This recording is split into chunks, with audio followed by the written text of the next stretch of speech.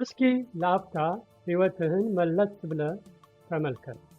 ስንቶቹን ሕልሞችህን ነው ነገ እያልክ ያዘገየሃቸው?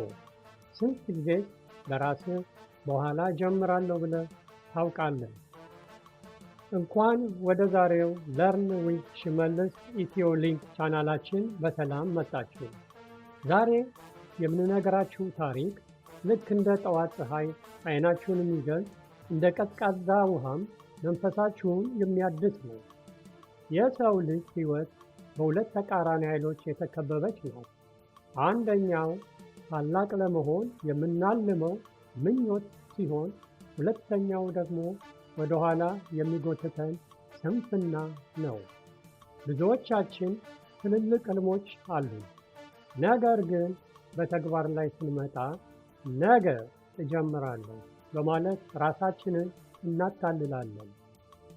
ዛሬ የምናገኘው ምኞት የተባለ ወጣት ስምና ተግባሩ የተጣሉበትን ሕይወት ይዞ እናገኘዋለን።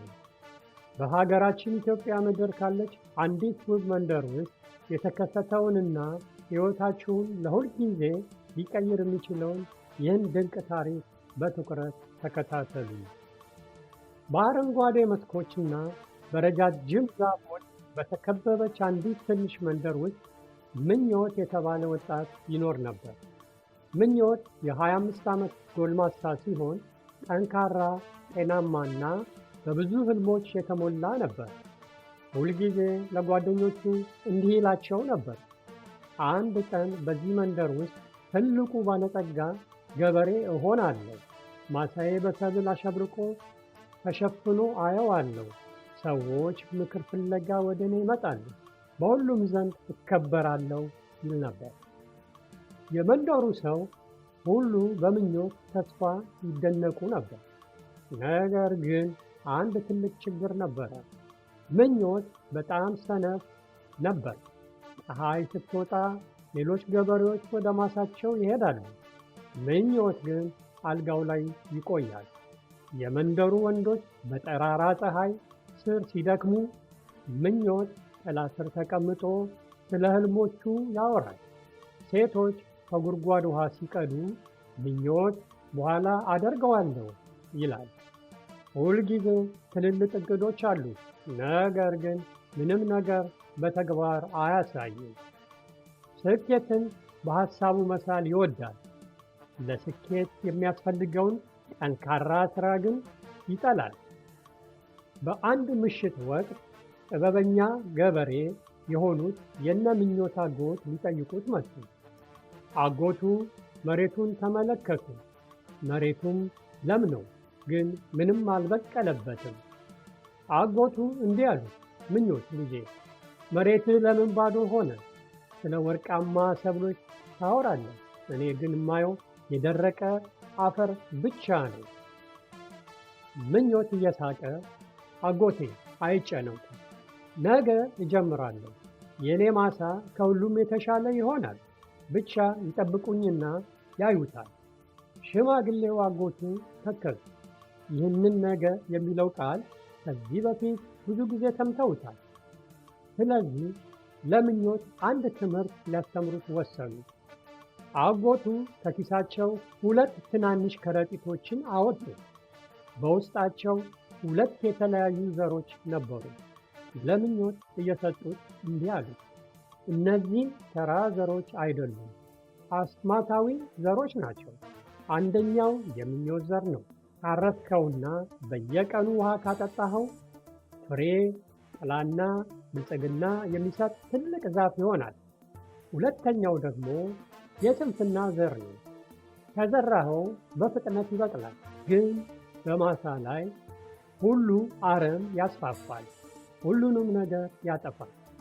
አሁን ምኞት ሁለቱም ዘሮች በእጅ ናቸው።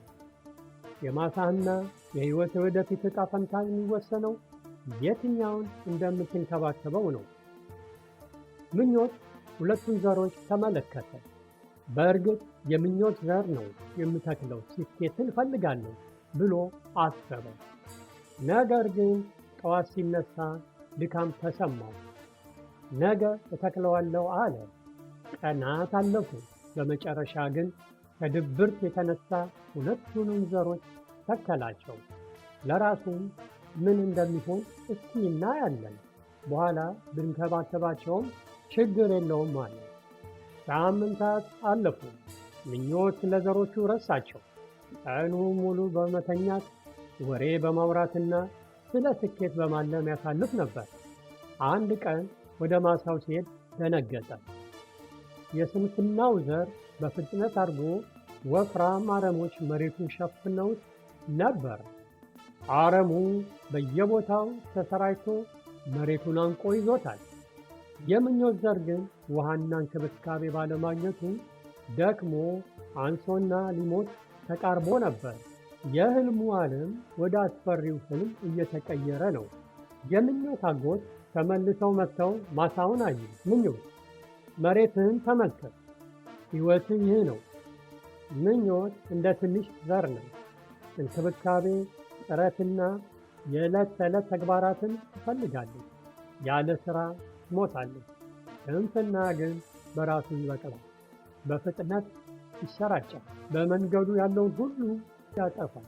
ልጄ ሆይ ትልቅ መሆን ፈልገ ነበር፣ ነገር ግን ስንፍና ቀድሞ የወደፊት ዕጣህን ሰርቆታል።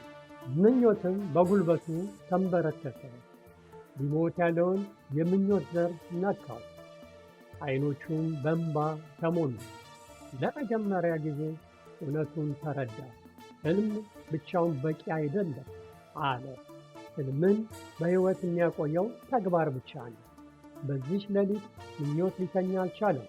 ስለባከነው ጊዜው፣ ስለማይፈጸሙ ቃላቶቹና ስላመለጡት ዕድሎች አሰበ። አሁን ካልተለወጥ ስንፍና ለዘላለም ይገዛኛል ብሎ ለራሱ አንሸኳሸከ። በማግስቱ ፀሐይ ከመውጣቷ በፊት ምኞት ነቃ። አረሞቹን በገዛ እጁ ነቀለ። በጣም ከባድ ነበር።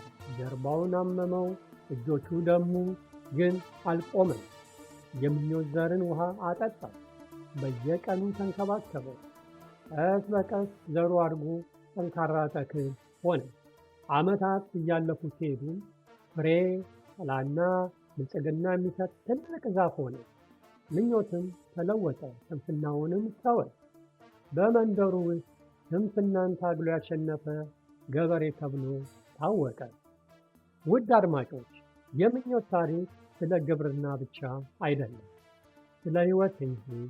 እያንዳንዳችን በውስጣችን ሁለት ዘሮችን ይዘናል።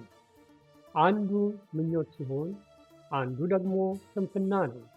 ምኞት የሚበቅለው በየቀኑ በጥረታችሁ በዲሲፕሊንና በተግባር ውሃ ካጠጣችሁት ብቻ ነው። ስንፍና ግን በራሱ ይበቅላል፣ ሕልማችሁንም ያጠፈዋል። ውድ አድማጮች፣ አሁን የእናንተ ተራ ነው።